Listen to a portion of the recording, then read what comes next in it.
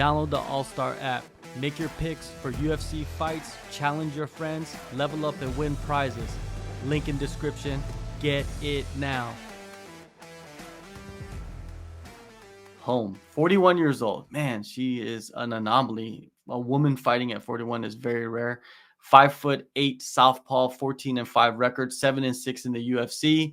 Wins over Irene Aldana, Raquel Pennington, and Megan Anderson. These are recent wins. 57% finishing rate, 8 knockouts, 10 months between fights for her. Santos, 33 years old, 5'6" orthodox fighter, 14-6 record, 4-3 in the UFC. Wins over Caitlin Vieira, Julia Stolorenko, and Marion Renault. 57% finishing rate, 7 KOs, 1 sub, 21 months between fights due to pregnancy, and she is sitting at the betting underdog. Mike, I don't know what to think about this fight, man. This is a confusing one. I have no idea why the UFC chose this as the co-main event. To be honest, they had so many other matchups they could have chosen for this spot on the card.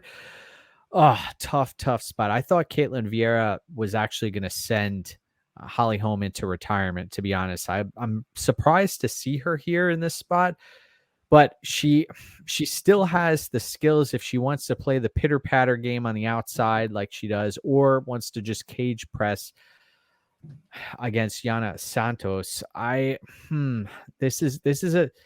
It's tough for me to pay such a steep price on Holly Holm, but one thing I will say is I think the more likely outcome, and I know that I would say Kunitskaya, but Santos, she recently had a baby, right?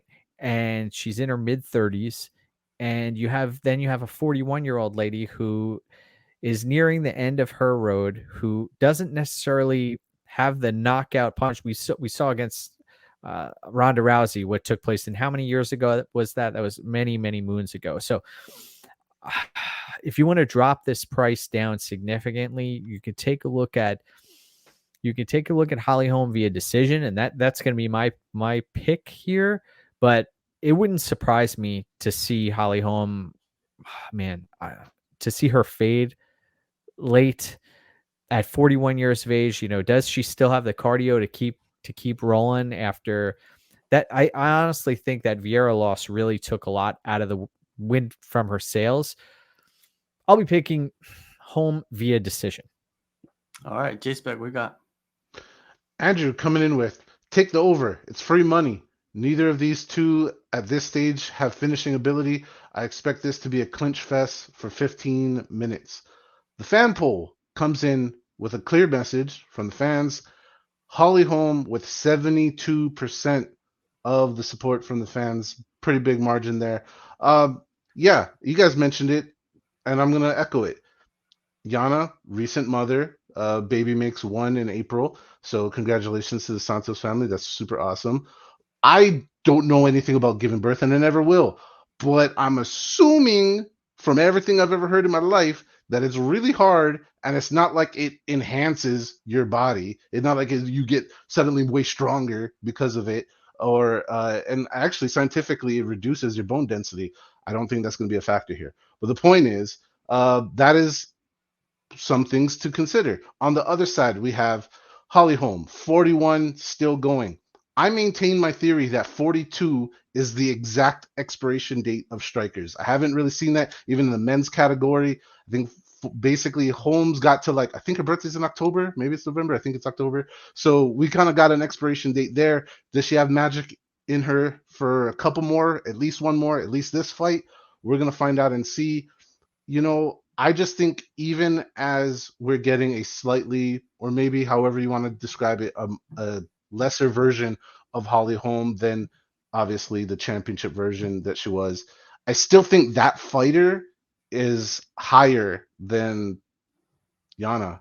And that's just the way I feel about it. That's the way a lot of fans feel about it, as I read out the poll. So my choice is Miss Holly Holm, going for the magic, right? Being an older woman, shutting it down as a striker. So go, Miss Holm, go.